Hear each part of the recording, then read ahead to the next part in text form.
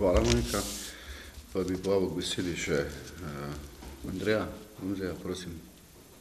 Ja, hvala za besedo. Večina me zdaj poznajo kot zavzetega gasilca. Loče smo na tem področju kar naredili velik preskok v zadnjih 4-5 letih, ki je v bistvu skupaj plod timskega dela. Je pa res, da smo nekako osamljeni jezdeci, kar se tiče tega, tudi, če bi rekel, z strani racionalizacije, kar je potrebno, kar ni potrebno. Vsi imajo neke želje, vendar realne potrebe so tisto, ki nas vodijo naprej in nam nekako normirajo, kaj je potrebno in kar ne. Bi se pa tule pridružil Ervinu glede projekta livade, športnih površin. Loče so nekako v zadnjih 15 letih, kar se tiče športne infrastrukture, padle za 30 let nazaj. Vsi tisti, ki so sedaj nekako v letih Abrahama, se gotovo spomnijo, da je bilo tudi v Ločah nogometno igrišče, veliko stadion. Ni imel pač steze, vendar kljub vsemu se je dalo igrati velik nogomet. S časom je to postala ena zelenica, sedaj je v bistvu že travnik. Na teh projektih se je zelo veliko naredilo, še več se je govorilo, vse skupaj pa je v zadnjih 5-6 letih ostalo le na papirju, zato upamo, da nam bo uspelo to premakniti z mrtve točke in narediti nekako boljše pogoje tako za prebivalce Loč in celotne druge volilne enote, kakor tudi za samo osnovnošolsko mladino, ki bi po normativih, ki jih je povedala gospa Monika, že zdavnaj morali nekako uvesti, in če bi prišel kak inšpektor, bi vse skupaj lepo zaprl, kajti pokošena zelenica še ne naredi športnega igrišča. Tako da upamo, da bomo, če bomo izvoljeni v tem mandatu, naredili konkreten premik, kar se tiče športnih površin v drugi volilni enoti oziroma konkretno za osnovno šolo Loče. Prav tako je tudi telovadnica v zelo slabem stanju. Tisti, ki se ukvarjajo vsaj malo s športom, vejo, v kakšnem stanju je. Parket je v bistvu zelo dotrajan in je smiselno dobro premisliti, kakšna naj bi bila ta rekonstrukcija, v kakšni obliki, kajti v napačni izbiri bo v bistvu se to pokazalo čez nekaj časa, da bi bilo boljše vse skupaj zravnati zemljo in narediti novo telovadnico na kateri drugi lokaciji, kot to obstoječo adaptirati. Hvala, Andrej. Prosim še Mateja za par besed o njegovi temi. Ja, moja tema je gospodarstvo.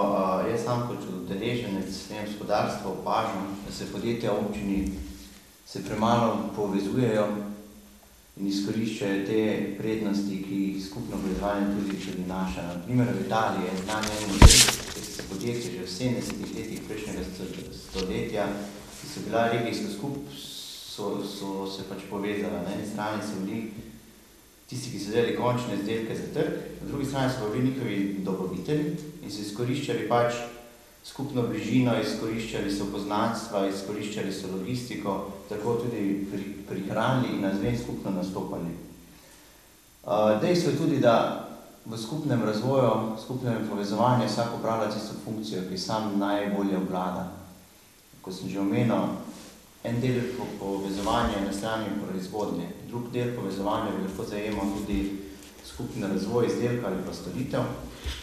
Vendar v tem primeru, po mojem mnenju, potrebovali tudi sluh strani občine, ki bi lahko zadevo organizacijsko in finančno spodbujala.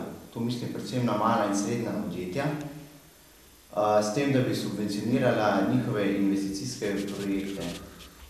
Glede na to, da so sodobni trendi v gospodarstvu kažejo, da je trend v ustanavljanje in pospeševanje malih podjetij, sem tudi sam mnenja, da Konicam oziroma konjiški občini manjka ena vizija, ki bi temeljila prav na tem, na pospeševanju, ustanavljanju in delovanju malih in srednjih podjetij, na izobraževanju in informiranju obstoječih podjetnikov in na znanju ter na storitvenih dejavnostih. To je bilo z moje strani.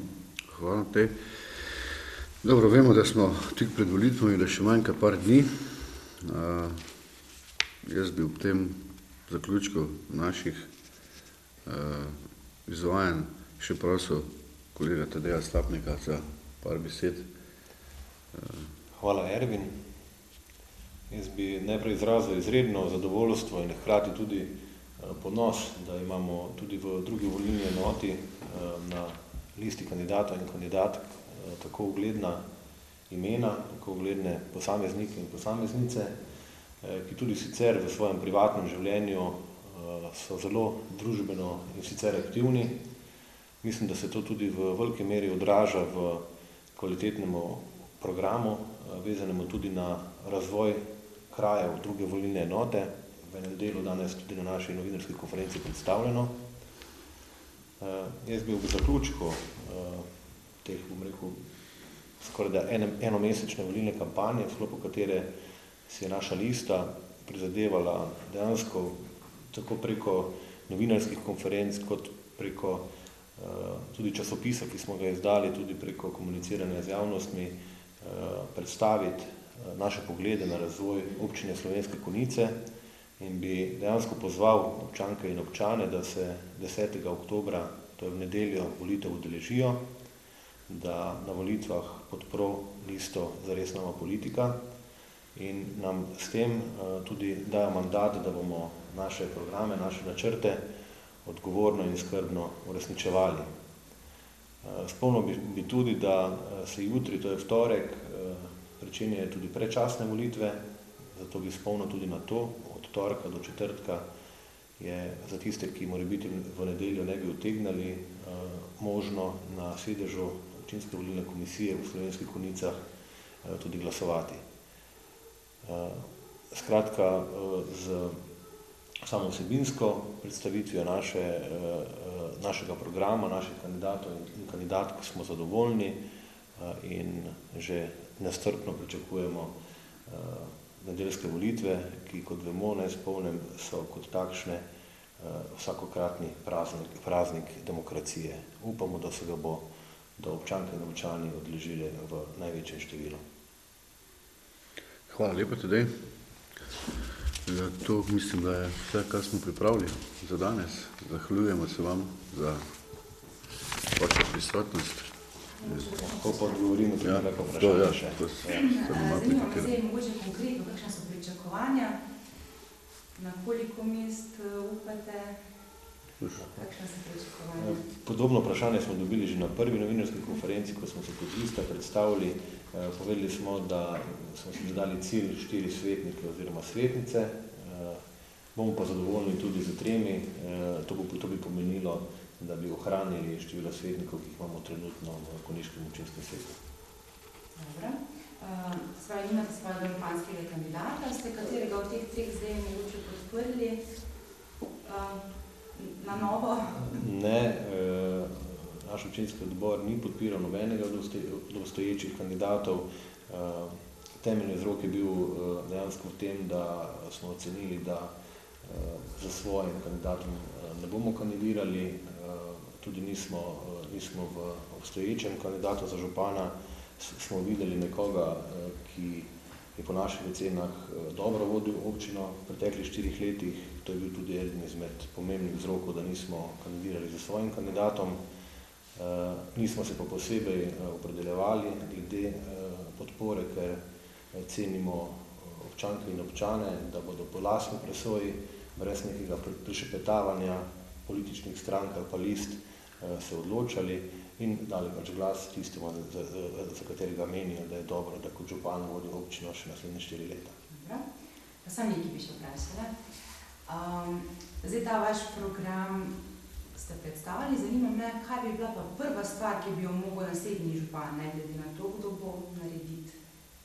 Najpomembnejša stvar v občini Slovenske Konjice, ki je naslednji župan začeti urejati, takoj pa nemudoma. Ja, dobro, to ni verjetno samo ena stvar, ne. A pa zdaj konkretno mogoče v tej drugi volilni enoti, če? Tudi po odgovor mislim, da je na Dlani, da je to nova telovadnica osnovne šole v Ločah. Redno se strinjamo. To so 2 stvari, telovadnica in pa projekt, da se pristopi k izradi novega vrtca. To so 2 najbolj pereče stvari trenutno v Ločah. Kar se tiče otroškega varstva in pa vzgoje šolskih otrok, športne vzgoje, to bi bilo nujno potrebno. Vse ostale stvari, kateri projekti pač že obstojajo, so mogoče, niso tako, ne bi bile tako prednostno obravnavane, vendar tudi želena, da se speljejo v določenem roku do konca, kot je zastavljeno, vendar teh dveh stvari, ki sem pa omenil, to pa je rdeč, mislim, kak ne rečem, gori alarm, no, to bi bilo pa nujno potrebno. Še ima kdo kaj za dodati, mogoče? Če ne, hvala lepa.